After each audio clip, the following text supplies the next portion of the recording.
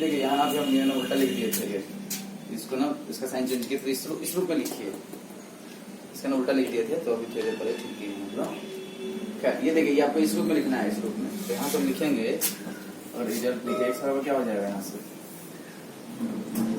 b1 c2 minus b2 c1 by a1 b2 minus a2 b1 नहीं, और y बराबर c1 a2 minus c2 a1 divided by a1 b2 minus a2 b1। कोई दिक्कत है यहाँ तक तो बताइए। ठीक है, यहाँ से देखिए अगर आप इसको यहाँ से भाग दे दीजिए तो क्या लिख सकते हैं, x by b1 c2 minus b2 c1 बराबर क्या हो जाएगा 1 by a1 b2 minus a2 b1।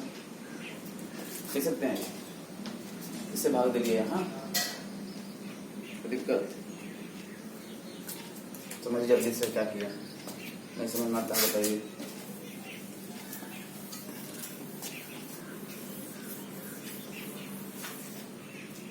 आया x बराबर इतना तो इतना से भागा दे देंगे, तो यार उसी प्रकार से यहाँ पे भाग दे लीजिए, तो y by c1 a2 minus c2 a1 is equal to 1 by a1 b2 minus a2 b1।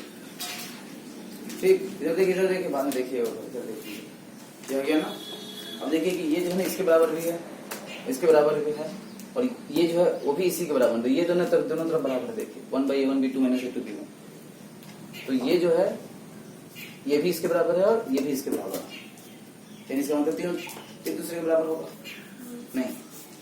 समझिए कि x अगर 4 के बराबर है, y भी अगर 4 के बराबर है, इसका क्या मतलब x बराबर y बराबर 4, लिख सकते कि नहीं ऐसे, तो दिक्कत।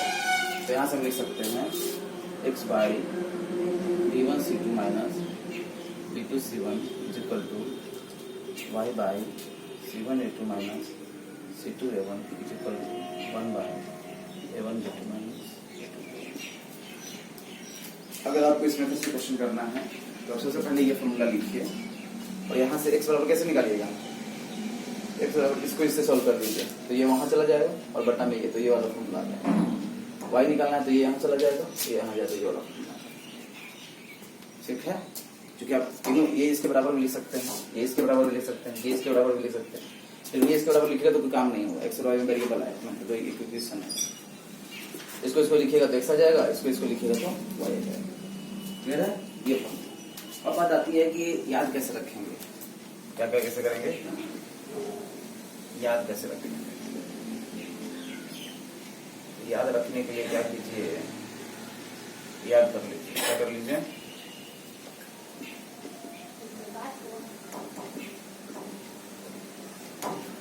हाँ बात तो हुआ नहीं इसलिए हम आपको उपाय बता रहे हैं, तो ऐसे ही बोल रहे हैं।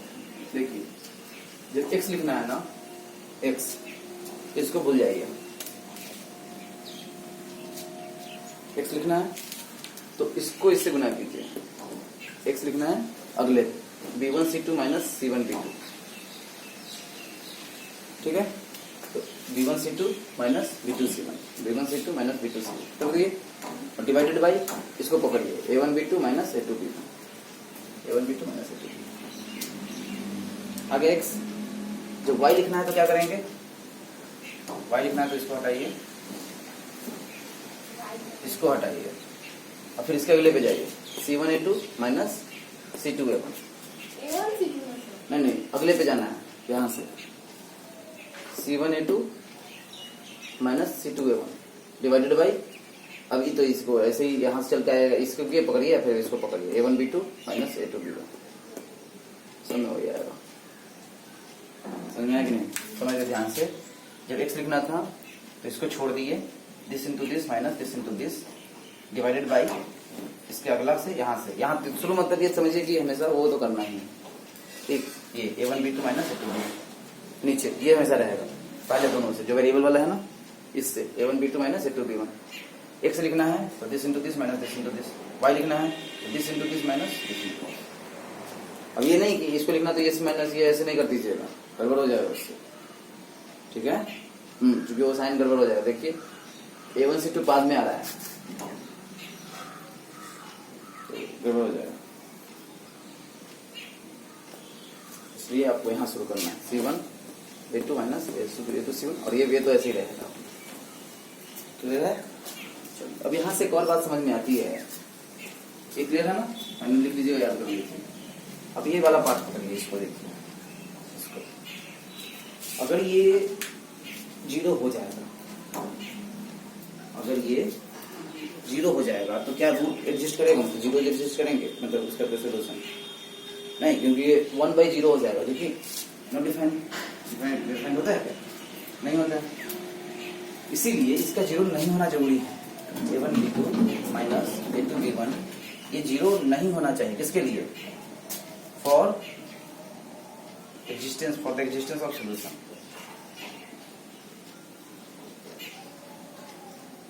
सोल्यूशन हो इसके लिए जरूरी है कि वो 0 नहीं। इसका मतलब है कि A1 B2 माइनस ये जो है ना, ये 0 किसके बराबर नहीं होना चाहिए? A2 B1 के बराबर। वैसे भाग दे दीजिए, तो A1/A2 not equal to B1/B2। याद कीजिए, नहीं A2 इधर ले जाइए, B2 इधर ले जाइए। ठीक, ये आ गया। यानी सॉल्यूशन के लिए ये जरूरी है कंडीशन। ठीक है, आगे नहीं समझ में? यूनिक सॉल्यूशन के लिए, मेनी सॉल्यूशन के लिए क्या होगा? मेनी सॉल्यूशन के लिए बराबर होते हैं ये।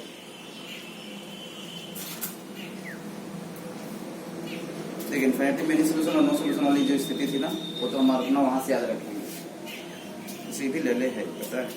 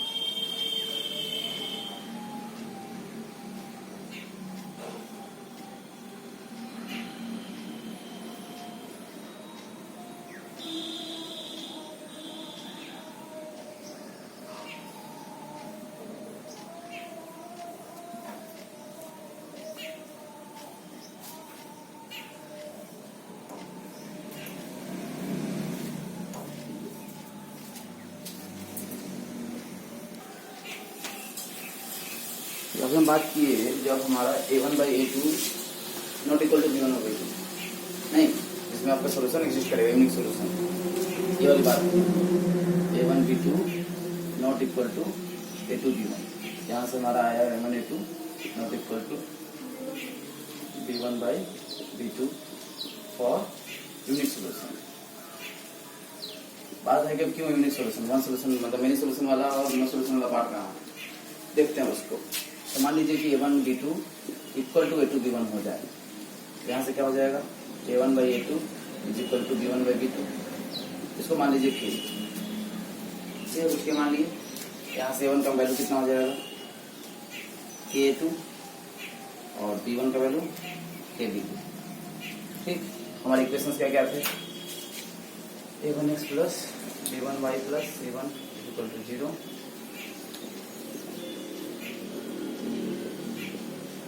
अब इसको ना A1 और B1 का वैल्यू इसमें डाल दीजिए, तो A1 आ जाएगा कि A2x plus B2y plus B1 equal to 0। अब यहाँ से अगर आप देखिए तो इसको इसके जैसा इक्वेशन होने के लिए ये मान लीजिए कि ये कंडीशन है, तो इसमें A1 और B2 के वाले, तो ये वाला A2x, अब यहाँ समझिए इसको ऐसे A2x प्लस B2y, इसको कैसे भाग दे दीजिए तो क्या हो जाएगा? C1/K इज इक्वल टू 0 हो जाएगा कि नहीं? इसमें कैसे भाग दे? खत्म, ये आएगा। देखेंगे A2x प्लस B2y प्लस इतना है, ये इसके बराबर। इसका मतलब ये है कि C1/K C2 के बराबर होना चाहिए, नहीं होना चाहिए? इसका मतलब है कि क्रॉस मल्टीप्लाई करें तो C1/C2 ये K के बराबर होना चाहिए, नहीं? अगर ऐसा हो गया तो समझिए कि ये इक्वेशन और ये इक्वेशन सेम नहीं हो गया, क्योंकि इसका मतलब कि मान लीजिए ये कंडीशन है, इस कंडीशन के हिसाब से a1 का वैल्यू हम a1 का वैल्यू k2 और b1 का वैल्यू kb2 डाल दिए। अब जो आया उसको हम इस इक्वेशन के बराबर कर दिए, और ये बराबर कब होता था इक्वेशन, याद कीजिए, उसमें कोई किसी नंबर से मल्टीप्लाई करने के बाद, इस नंबर से मल्टीप्लाई करने के बाद वो सेम आ जाता था, तब कट जाता था उसका, जीरो बराबर जीरो आ जाता था, तो क्या होता था इनफाइनाइटली मिनी सोल्यूशन। नहीं, तो वहां यहाँ पे वही कर रहे हैं, इनफाइनाइटली मिनी सोल्यूशन के लिए इस इक्वेशन को जो कि इससे आया है इसके अगर बराबर कर दें तो इनफाइनाइटली मिनी सोल्यूशन होगा। और उसकी कंडीशन क्या है, कौन ए, ये इसको माने हैं कि कोई भी नंबर एक मान लीजिए, तो जैसे याद कीजिए ना ऐसा इक्वेशन होता था,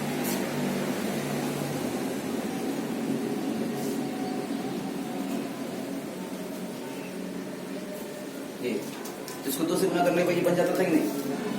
वैसे ही यहाँ पे हम इसको के कुछ मान लिए, उसी के से इसको मल्टीप्लाई किए, ये वैल्यू पुट कर दी, ये आया, मतलब a1 का वैल्यू इस रिलेशन से ये आया ना, ये जब हमारा ये दोनों बराबर होगा, जब बराबर नहीं होगा तो यूनिक सोल्यूशन आ गया हमारा, जब बराबर होगा तो हम यहाँ से a1 और a2 की वैल्यू a2 और b2 के टर्म्स में निकाले, उसे पुट किए। अभी जो इक्वेशन आया ये तो यही इक्वेशन है ना, ये वाला इक्वेशन है, ये तो इसमें पुट किए तो यही इक्वेशन है, लेकिन इसमें कुछ नंबर से मल्टीप्लाई किए हैं, इस तरह से इसको रिप्लेस किए हैं, तो यानी ये दोनों इक्वेशन जो है वो सेम अगर कर दे, कौन वाला, ये और ये, तो वही तो स्थिति है, इसमें 2 से गुना करने के बाद सेम हो जाता है कि नहीं हो जाता। तो इसमें भी वैसे ही गुना करने के बाद ये दोनों अगर सेम हो जाए तो इसका मतलब है कि ये पैरेलल लाइंस हो जाएंगे, नहीं पैरेलल लाइन संपाती हो जाएगा, यानी कोइंसिडेंट हो जाएगा। कहाँ भाग दे रहा है, ये a2 एक बनाने के लिए k2 है ना, kb2 है, तो कैसे k स्क्वायर हो जाएगा, k स्क्वायर हो जाएगा, हाँ k स्क्वायर कैसे हो जाएगा, k से भाग सेकंड वाला में k से गुना कर दीजिएगा तो, हाँ लेकिन इसके जैसा नहीं बनेगा ना, तो इसके जैसा बनाना है ना, ये कोएफिशिएंट इसके जैसे बनाना है, तो अब देखिए बन गया कि नहीं, बस हमको केवल ये देखना है, तो ये c1/k = c2 हो जाएगा। अब ये इसमें इसको कैसे गुना कीजिएगा, यही ना, करिए उसको कैसे गुना कीजिएगा, ये रखिए अपना, कैसे गुना कीजिए, तो क्या हो जाएगा k2x plus kb2y plus kc2 = 0। अब देखिए ये सेम हो गया यहाँ से यहाँ तक, और ये किसके बराबर हो जाएगा, ऊपर वाला में c1 से कहाँ नहीं गुना, ये को c1 से कहाँ नहीं गुना, किसको c1 को k से कहाँ नहीं गुना, पूरा नहीं किए हैं, रिप्लेस किए हैं, a1 बराबर k2 और b1 बराबर kb2 पुट किए हैं, रिप्लेस मतलब गुना थोड़ी किए हैं। a1 का वैल्यू यहाँ a1 है ना, a1 का वैल्यू kb2 डाल दिए तो k2 होगा, b1 का वैल्यू kb2 डाल दिए तो kb2 होगा, और ये c1 तो c1 ही है बराबर 0। ठीक, फिर इसको कैसे भाग दे के ये लाए, इससे रिलेट करने के लिए आप कहते हैं कि इसको कैसे गुना कर लीजिए, कोई दिक्कत नहीं, कर लिए आगे ये। अब देखिए c1 बराबर kc2, k1 बराबर kc2 नहीं आ रहा, क्रॉस मल्टीप्लाई करके कैसे भी आएगा। ठीक, यहाँ से रिलेशन आ गया c1 बराबर बटा c2/k। ये कब आ रहा है, जब हमारा दोनों इक्वेशन, जो पहला इक्वेशन और दूसरा इक्वेशन एग्जैक्टली सेम हो रहा है, जो कि हमारे संपाती केस में होता था, जब कोइंसिडेंटल लाइंस होती थी, यानी इनफाइनाइटली मेनी सोल्यूशन। कंडीशन क्या हो गया, देखिए k बराबर c1/c2 भी आ गया, तो यहाँ से हम लिख सकते हैं c1/c2 इसके साथ, इसका मतलब क्या लिख सकते हैं, a1/a2 = b1/b2 = c1/c2। तो ये किसके लिए कंडीशन हो गया, संपाती रेखाओं के लिए, और इसका मतलब है कि इनफाइनाइटली मेनी सोल्यूशन। अब अगर मान लीजिए कि ये इसके बराबर नहीं हुआ,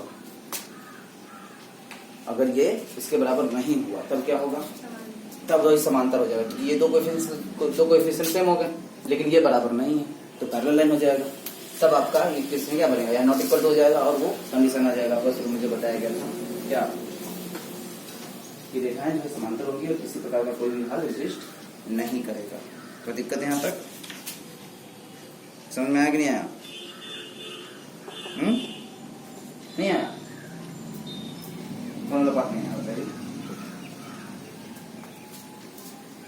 ये ये वाला जब नॉट इक्वल टू 0 होगा, पीछे बात किया ना अभी कि वो 0 नहीं होना चाहिए नीचे, तो एग्जिस्टेंस सोल्यूशन आ गया। जब बराबर मान लीजिए कि होगा तब क्या होगा, तो हमारा ये लिख सकते हैं, इसको इधर से a2 इधर लेके आ गए और इधर से b2 इधर लेके आ गए, इसको क्या मान ली, ये भी नहीं लिखेंगे, तो बाद में लिखेंगे। ये मान लीजिए यहाँ से A1 का वैल्यू निकालिए KA2 और B1 का वैल्यू KB। जब हमारा ये दोनों जब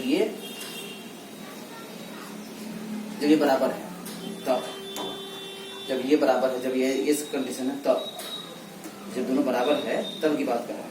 तो ये निकाल लिए। अब इस इक्वेशन में A1 की वैल्यू KA2 डाल दिए और B1 की वैल्यू KB2 डाल दिए। C1 वैसे कैसे बराबर 0। अब इसको हम कैसे भाग देते हैं, क्यों कर रहे हैं हम इसको इसके जैसा बना रहे हैं, इसके जैसा, सिर्फ दूसरे के जैसा कंपेयर करने के लिए। ठीक है, तो हम देखेंगे क्या हो रहा है। तो ये इसको कैसे भाग दिए, तो ये आ गया ऐसा। अब इससे रिलेट कीजिए अगर, तो ये दोनों रेखाओं को सेम होने के लिए, जो कि कंडीशन किसकी होती है, पैरेलल रेखाओं कंपेयर करेंगे सोल्यूशन एग्जिस्टेंस के लिए, सोल्यूशन एग्जिस्ट करे इसके लिए। अब इसमें क्या होगा कि ऐसा कोई भी इसमें से जब ऐसा बराबर कर दीजिए ना, तो इसमें से कोई वैल्यू निकाल के, चूंकि एक ही तो इक्वेशन हो गया ना, इसमें से वैल्यू निकालिए इसका, इसमें डालिए, मतलब उसी में से एक्स वाई का मान निकाल लीजिए, एक्स का निकालिए, एक्स का कोई वैल्यू डालिए, वाई का निकालिए, और उन वैल्यूज को आप इसमें डालिए, सेटिस्फाई करेगा। यही तो होता था आपका उस संपाती रेखाओं जब हम होते थे तो क्या होता था कि उसमें कोई एक समान डालिए, उसके हिसाब से वाई का मान निकालिए, जो वैल्यू एक्स और वाई की आई उसको आप दूसरे इक्वेशन में डालिए, सेटिस्फाई करेगा। इसका मतलब है कि वो संपाती रेखा है और उसका हर बिंदु जो उस पे है वो इस पे भी संपाती रेखा है, जो इनफाइनाइट मेनी सॉल्यूशन। तो ये वाली स्थिति हो गई। तो अगर संपाती रेखा चाहते हैं हम, तो इसका मतलब क्या है कि ये तो बराबर है, ये है ये वाली स्थिति, तो उसे गुना करने के बाद ये भी बराबर होना चाहिए, तो C1/K = C2 होना चाहिए। तब हमारा क्या हो जाएगा, सेम रेखा हो जाएगी एक तरह से क्या हो जाएगी। तो यहाँ से ये रिलेशन है, तो हम ये लिख दिए, क्योंकि K के बराबर ये भी है और K के बराबर ये भी है, तो संपाती रेखा का होगी। अगर ऐसा नहीं हुआ, ये दोनों बराबर नहीं हुए, ये अगर बराबर नहीं हुआ, C1/K ≠ C2 हुआ, तब क्या हो जाएगा, समांतर रेखाएं हो जाएंगी, क्योंकि ये दोनों मैच करेगा, जबकि ये दोनों अनइक्वल हो जाएगा। ऐसे ही होता था पैरेलल लाइंस में, याद कीजिए, A1/A2 = B1/B2 ≠ C1/C2, तब पैरेलल लाइंस होती है। और यहाँ से भी वही बात समझ में आ भी रही है, इस प्रकार से रिलेशन दिक्कत। चलो, तो क्रॉस मल्टीप्लिकेशन मेथड हो गया।